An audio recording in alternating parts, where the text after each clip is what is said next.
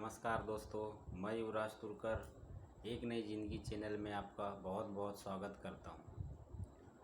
दोस्तों, आज हम एक ऐसी कहानी में बात करेंगे जो हमारे ज़िंदगियों में भी हम लोग उसको देखते हैं, ये लागू होता है, हमारी ज़िंदगी में भी ये चीज़ लागू होता है।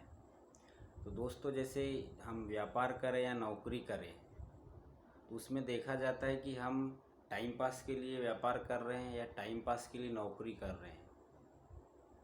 कोई भी जैसे हमें काम दिया गया तो उसके सिर्फ समय देख के निपटाना है या कुछ उसमें जो चीज़ गलतियों को हम एडवांस दिमाग लगा के उसे सही किया जाए ताकि सामने वालों को हम सही चीज़ दे सकें।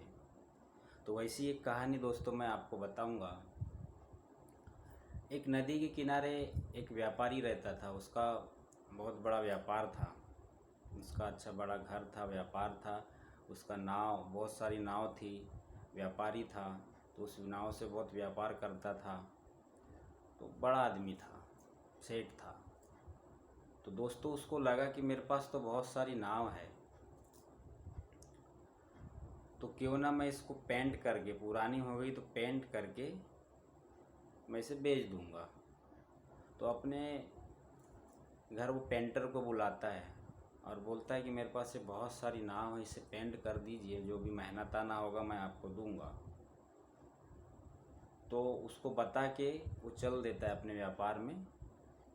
जब वो शाम को वापस आता है तो उसके घर में बहुत भीड़ लगी हुई रहती है। तो बोलता है, भीड़ किस चीज़ की है? तो लोग बोलते हैं, पड़ोसी लोग सब बोलते हैं कि आपके दो बच्चे हैं। उसके दो बच्चे भी थे। तो आपके दो बच्चे जो हैं वो गायब हैं, दिखाई नहीं दे रहे हैं, दिन भर से कहाँ गए पता नहीं है। वो भी घबरा जाता है, कहाँ गए करके। सब ढूंढने लगते हैं तो सब इधर उधर ये वो। तो उसके फिर नाव लेके नदी में जाते हैं। तो उसके लड़के बहुत दूर नदी में रहते हैं, नाव चलाते रहते हैं, यानी घूमने चल दिए। तो वो बहुत खुश हो जाता है कि चलो मेरे बच्चे नाव में हैं, यानी घूमने गए थे, लेट हो गए होंगे, जो नहीं आ पाए, जो भी है। तो वो घर आ जाते हैं उनको लेके। जब घर लेके आते हैं तो फिर पेंटर को बुलाता है। पेंटर को बोलता है कि आपने तो पेंट कर दिया, तो आपकी आपकी मजदूरी क्या हुई? तो वो बोलता है 500 रुपये। तो वो बोलता है, नहीं, मैं 500 रुपये नहीं, आपको 50,000 रुपये दूंगा। इतना खुश था। क्यों खुश था?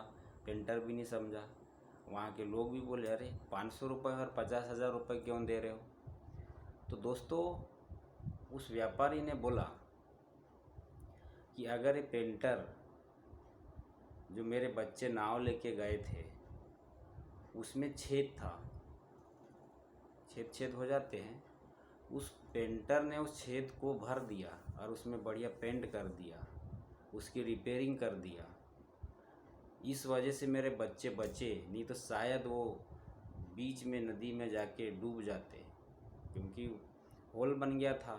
लेकिन उस पेंटर ने उसको सब पैक करके पेंट कर दिया था, तो वो दब गया, अच्छा हो गया। तो इस खुशी से उसने पेंटर को 50,000 रुपये दिया। पेंटर भी खुश हुआ, व्यापारी भी खुश हुआ। तो दोस्तों, इस कहानी का सारांश ये है कि अगर किसी ने आपको कोई काम दिया है तो हम उसको टाले, ऐसे नहीं कि लिपा पोती की और चल दिए। वो शायद वो नहीं भी करता, पेंट तो करना है मेरे को, पेंटर पेंट कर देता। मेरे को छेद का थोड़ी कुछ पैसा दिया है, जो देने वाला है मुझे पेंट ही करना, पेंट ही कर देता।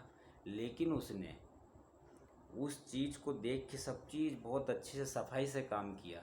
उस चीज़ को लगा कि नहीं, अरे ये इसमें छेद है, इसको भर के पेंट करूँगा तो और अच्छा नया हो जाएगा। तो दोस्तों, यही हमारे जीवन में भी होता है। चाहे हम नौकरी करें, चाहे जो भी करें, अगर लगन, सच्ची लगन से उस काम को अच्छे से करेंगे तभी हमको सही हमारे हमारे जो जीवन में हम लोग जो सीखे रहते हैं उसका दाम मिलता है। तो ऐसा नहीं कि हमें काम मिल गया, हमें तो बताया चले, थूक पाले जिसे बोलते हैं, वो नहीं।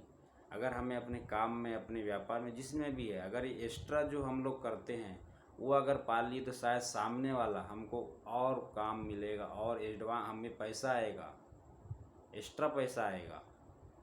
हमारा व्यापार बढ़ेगा। नौकरी है तो नौकरी पदोन्नति मिलेगी। देखो ये बहुत सफाई से बहुत अच्छा काम करते हैं, जिससे घाटा नहीं होता।